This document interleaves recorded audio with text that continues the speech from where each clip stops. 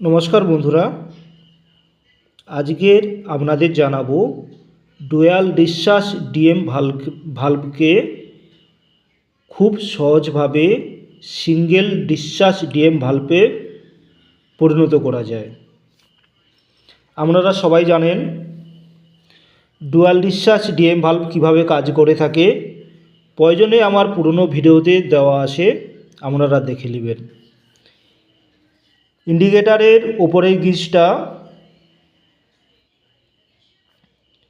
আউটপুটের সাথে কানেক্ট করা থাকে।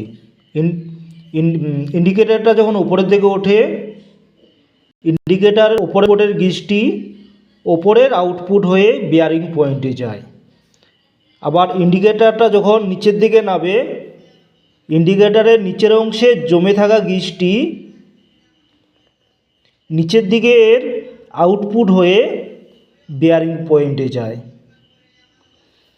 আর দুটো যে আউটপুট থাকে, আউটপুটের মাঝে কোনো যোগাযোগ থাকে না, প্লাগ করা থাকে। আমরা খুবই সহজভাবে dual discharge DMK single discharge DM valve পরিণত করতে পারবো। তার জন্য আমাদের একটা ছোট কাজ করতে হবে। এই যে ডিএমের আউটপুট দেখছেন, এই দুটো আউটপুটকে ডিলের মাধ্যমে যোগ করে দিতে হবে।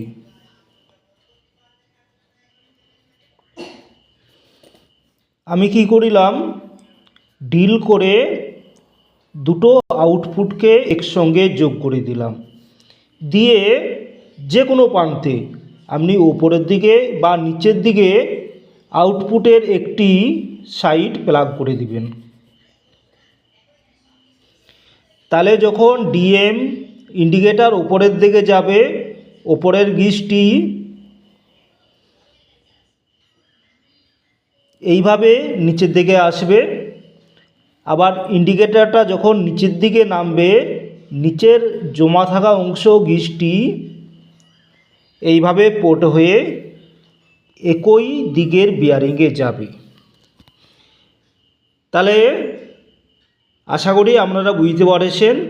তাহলে ডুয়াল ডিসচার্জ ডিএম ভালভকে সিঙ্গেল ডিসচার্জ ডিএম ভালভে পরিণত করার জন্য আমরা কি করেছি, ডিএমের যে দুটো আউটপুট থাকে মাঝে ডিল করে দুটো আউটপুটকে যোগ করে দিয়েছি।